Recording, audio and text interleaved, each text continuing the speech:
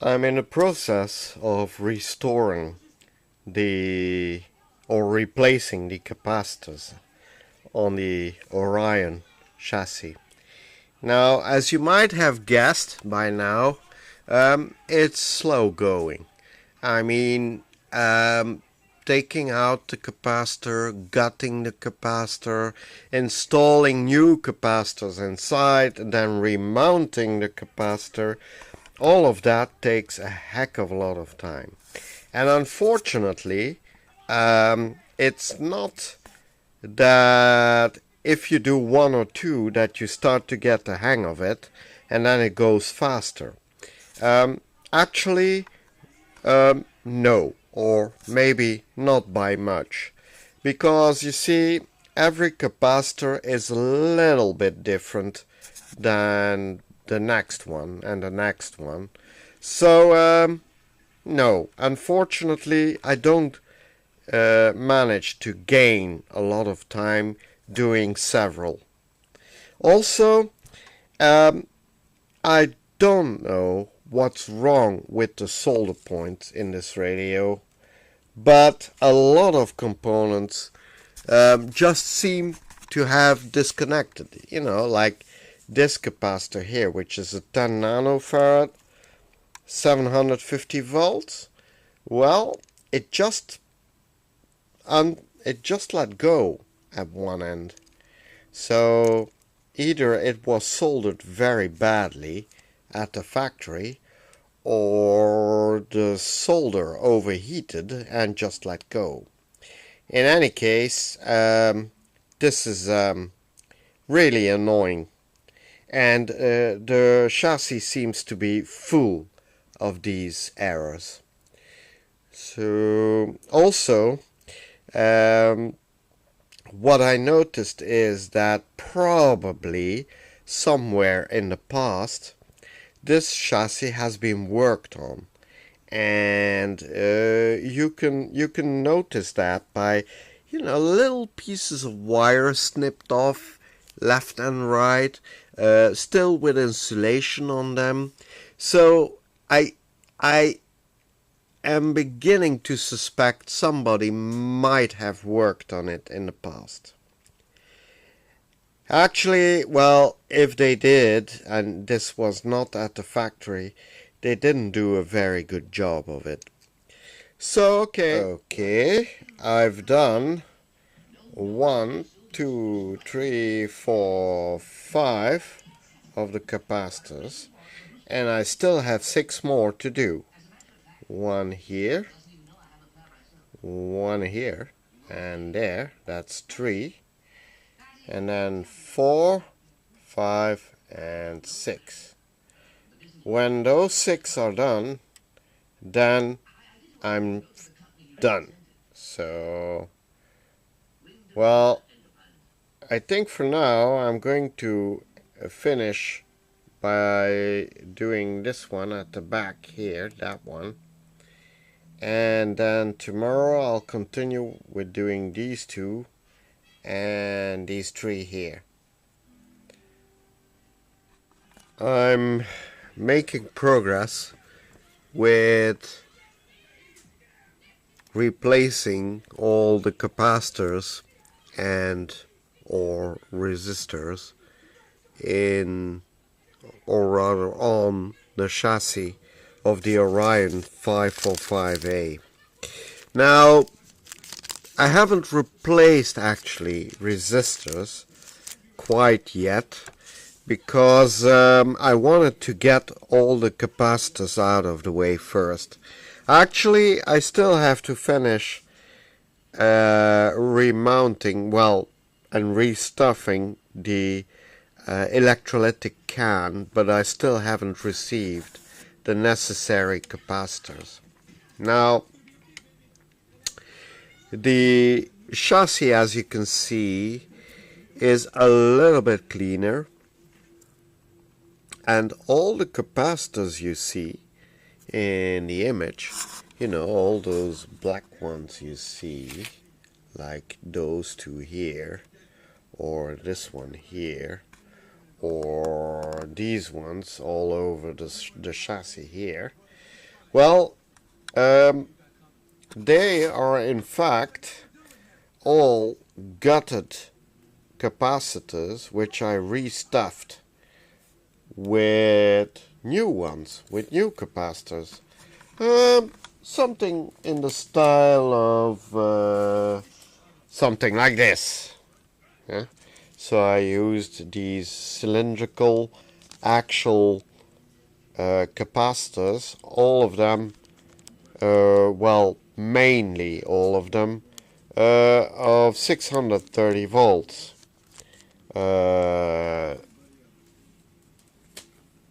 Well, they are rated at 630 volts. So that's what I used to restuff not all of the old capacitor tubes, but most of them. Now, I still need to correct a few things, which is that I still need to find out where this coil, this high frequency coil wire is or was attached to. So that's something I need to do. I also need to secure a bit better these wires here, which you see here attached to this speaker coil, or speaker transformer I should say, because these wires were either very poorly soldered on or were brittle because of metal fatigue. So that will need to be taken care of. Also, you see, these are the remnants of the AC cord. Now, if you look inside, I hope you can see it, but if you look inside, down there, can you see these naked parts of the wire here? Now, can you imagine a radio being connected to the AC and then having the AC wires internally connected like this to the switch? I think it doesn't take too much imagination to see that you'd have sparks flying almost immediately. So this I will have to correct. This is way too dangerous to keep it as it is. Unfortunately, to get at the AC wires, I'm afraid I'll have to unmount this switch assembly. Now, I'm not entirely certain, but I think part of the switch assembly is, or potentiometer, is a switch. I don't know yet if it's a push-pull switch or a rotary switch, but I'm beginning to suspect it is a push-pull switch. And I think maybe it's also a tone potentiometer. So in fact, it's two potentiometers, one on top of the other, and then a AC switch. Now, how they are connected, I don't know yet, but I'm going to find out, of course. So there you go. So that's where I stand. So what needs to be repaired is the AC cord. I don't know if I have an old authentic AC cord, but I think I can find one in my stash somewhere. And then I need to repair and stabilize all these wires here.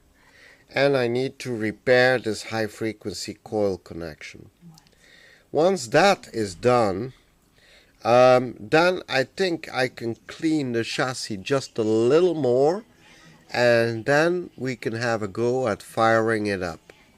So hang on tight and stay tuned. I've taken work over to the kitchen sink because I don't have any recipient big enough to take the front bezel of the Orion radio. Now you'll notice that in the front bezel there is no speaker cover anymore, and that is because I took it out.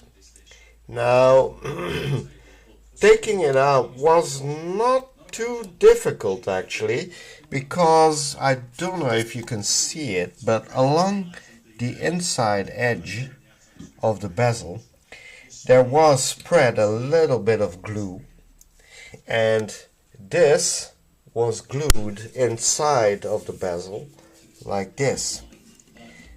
Yeah, so like that actually. And what I did was to apply from the front of the bezel to the back a little bit of pressure all around the speaker cover and all along the edge of the speaker cover. So in fact I pushed on the wooden frame, but from the outside, and I did it gently and I did it slowly so as not to break the frame on which the speaker cloth is attached. Because you know it's balsa wood, and balsa wood is really not very strong. It actually breaks quite easily. At least I think it's balsa wood because it's very light and it bends easily. So well, my guess is it is balsa wood. Anyway, the speaker cloth itself looks quite decent actually, if you consider that it has never been cleaned and has always been stuck into that frame for over 50 years. It looks not too bad. The edges are a little bit ragged here and there, but I think once I will mount it back into the frame, that won't pose too much of a problem. Now to clean this cloth, that will be an entirely different matter. I am hesitant to clean it because, well, it's a very brittle tissue, you know. Excuse me. Age has made the fabric very brittle, and in fact it would tear up quite easily if I would put just too much pressure on it. So I don't know if I'm going to clean it, and if I'm going to clean it, I'm going to have to use a method that is not too drastic, not too aggressive. So yeah, I need to find out what kind of method I would use to clean the speaker cloth, if at all. Okay, now the bezel itself looks okay, except of course for this stupid break here in the bezel. Yeah. Now the fact is, you see the break quite well because the edge and the inside of the break, the edges and the inside of the break are dirty. Yeah, dust and whatnot. So the first task for me will be to clean the bezel as well as I can. Now, cleaning the inside or the back side of the bezel obviously is not critical, but still, I don't think it would hurt to clean it. Now, I don't know whether this is Bakelite or plastic, but my guess is that it is probably plastic, but it could be a kind of Bakelite, but it's really hard to tell. Maybe if it's really clean, then I'll be able to tell whether it is Bakelite or plastic. And for the knobs, I'm going to clean the knobs too. Yeah. Now, to clean the knobs, I'm going to use something that maybe some of you will have seen in the shop. This used to be a pickles jar, yeah, a pickle jar, and there were lots of gherkins on a brine solution, yeah, a salty solution inside this jar. But the nice thing about this jar is that it has a little lift like this, you know, a sieve, and I can just put some detergent and water or warm water, yeah, make a very soapy liquid, and then now and then, or say maybe every 15 minutes, every 20 minutes, I can lift up the parts without taking them out of the water and just splash them around in the soapy liquid thanks to this little lifting sieve here, and that way clean it a little bit more thoroughly. So yeah, that's a nice little trick.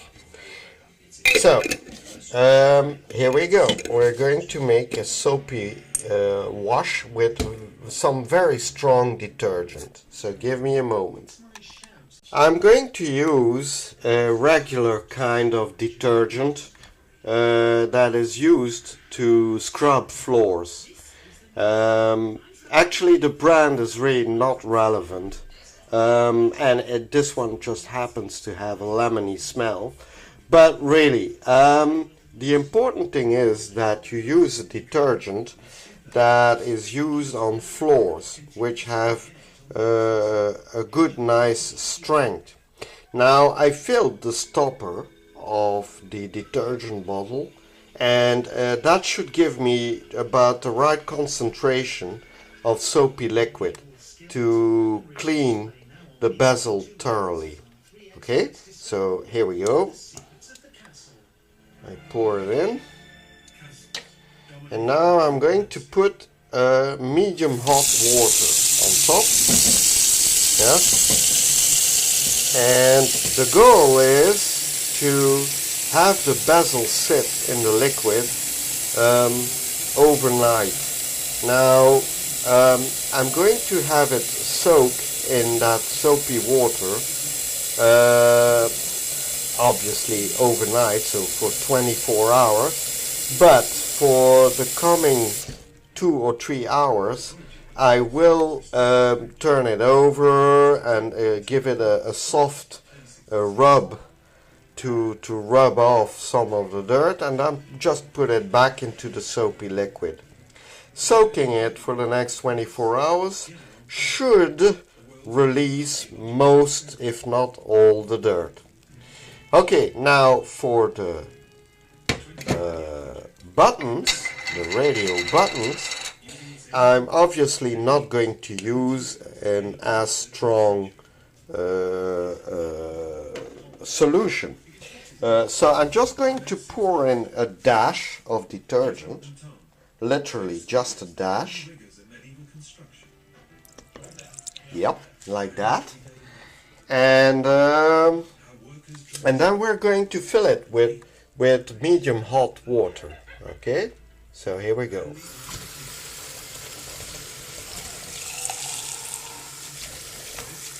There you go.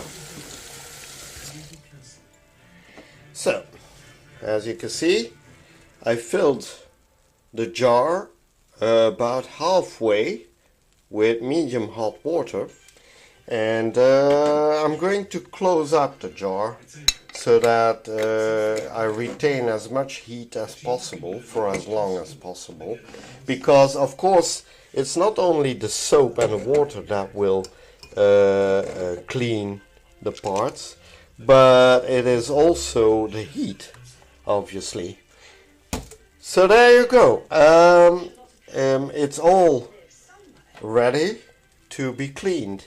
So all we have to do now is sit and wait, and from time to time turn it over, give it a gentle rub, or lift it up a couple of times, like in my pickle jar.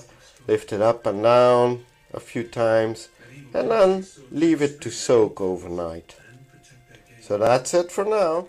I cleaned the buttons of the Orion 545, and well, I'm not really satisfied with the result. Okay, so they are definitely cleaner, but I would have expected them to look, well, a little bit better than they do. But well, they are sort of dull, and even the metal, which was really dirty, didn't come out that much cleaner than I thought it would.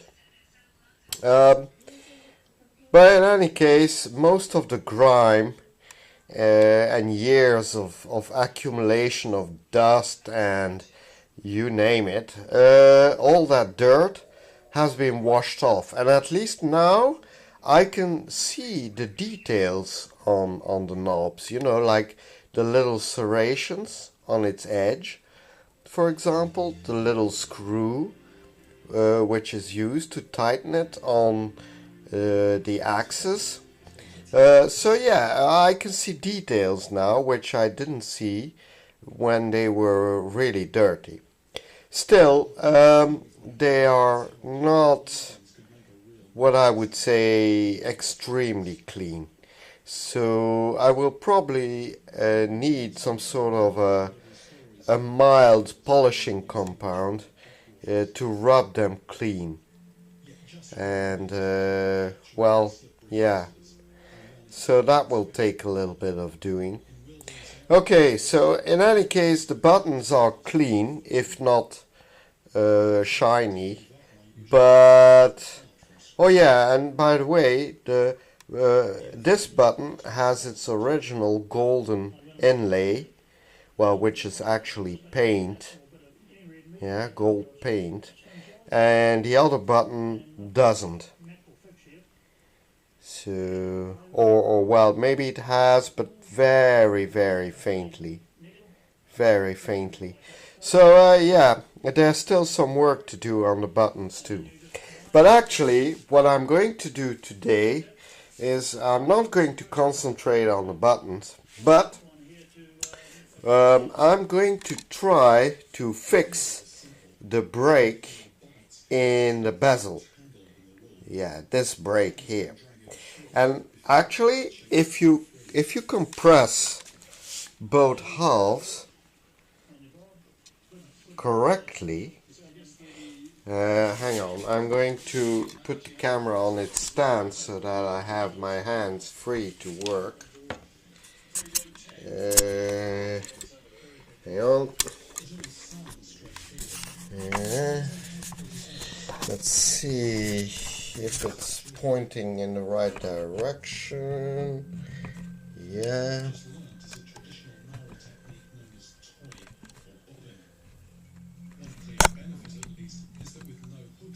Okay, so you can see the brake here, and as you can tell, the brake is quite extensive. It goes completely through the bezel. Now, if I compress both halves correctly, like this, then you see the brake practically disappears. Well, okay, it's still visible. It's still visible, but that's due to discoloration of the edges of the brake, and unfortunately I don't think I can remedy that. Well, maybe I can by grinding it off slightly once it's assembled again with some very, very, very fine polishing compound, or maybe even with some very, very fine sanding paper. You know, 2000 grit or something like that. In any case, what I'm going to do is I'm going to glue the brake with super glue gel. Now I suppose I could use 2-component glue, you know, like epoxy glue or something like that, and I might even do that, but actually, you know, I want to keep the bezel as original as possible without having all sorts of glue sticking out in every direction. And anyway, epoxy glue is very, very, very thick glue in comparison, at least, to super glue. And if you try to compress epoxy glue, you would still be left with a gap in the brake. And my goal is not to have a gap at all. Well, okay, I will still have a bit of a gap, but really minimal. I mean, this, I don't know if you can see it, but you know, this is as good as it gets, if I can get it that way. Yeah, so, and that is my goal. So that's what I'm going to do right now. Also, before I start, I think this is actually Bakelite, ivory colored Bakelite. And the reason why I think it is Bakelite is because there are swirls in its surface. They are very, very faint. I mean, you can hardly see the swirls in the Bakelite, but where you can see them, you can see that the swirls are not flaws, but are actually part of the material. And as we all know, swirls are typical for Bakelite. So I think indeed the bezel is a kind of ivory colored Bakelite and not plastic, which is great actually, because Bakelite is a very, very good material to work with. Okay, so give me a minute. Then I'm going to spread glue on the inside, on both sides of the brake, with a toothpick, because the nozzle of the super glue tube is way too wide, you know, and I don't want to spread the two halves of the brake too far, because I don't want to break the bezel. So using a toothpick, I can easily spread some glue on the inside of the brake. Now, whenever you're going to use gel super glue, I mean not the regular one, but the gel type, be aware that the glue takes quite a bit of time to set. I mean, super glue, the original super glue, sets in about 10 seconds. This easily takes 3 minutes. So when you spread the glue, leave it inside the brake or inside anything you want to glue without compressing it for about, well, let's say 45 seconds, and then start to compress it. Yeah, and then you get a window of about 2 minutes in which you can still reset it if you didn't set it properly. So that's what I'm going to do right now. Okay, well, I think I did a reasonable good repair of it. See if I can get the camera okay to focus. So there you go. I glued the brake together, and in fact I had to put well, for a goodly 5 or 6 minutes I had to put pressure on both halves to make it close the gap as tightly as possible, and I think I managed rather well. There's actually no glue sticking out, and and it seems to hold too. Obviously there's a little bit of glue on the back side. You can see it there, if I can make it focus, that is. Yeah, there you go. So okay, hang on, doesn't seem to want to focus properly. Yeah, so yeah, there you go. So there's still a little bit of glue on the back, but once the glue is dry I can cut the leftover of the glue away with a very sharp little operation knife, you know, the kind of surgeon knives I have. Well, by slicing very carefully along the brake I can cut away the excess glue. Well, in any case, the excess glue is at the back, and so that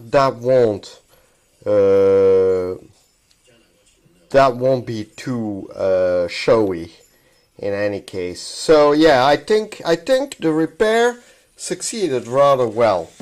Now whether this is solid enough, well, only time will tell. But I think with a bit of luck it should hold. And in any case, this is not a load-bearing piece or anything, or at least it doesn't bear any load on that side, as far as I can tell. So well, we'll see how well it shall fare once I mount it back into the radio. So, but before I do that, before I mount it back, I will use some very fine sanding paper, so 2000 grit or maybe even 2500 grit, wet sanding paper, and I will try to sand down a little bit the edges of the brake so that it becomes less apparent. At least that's what I hope.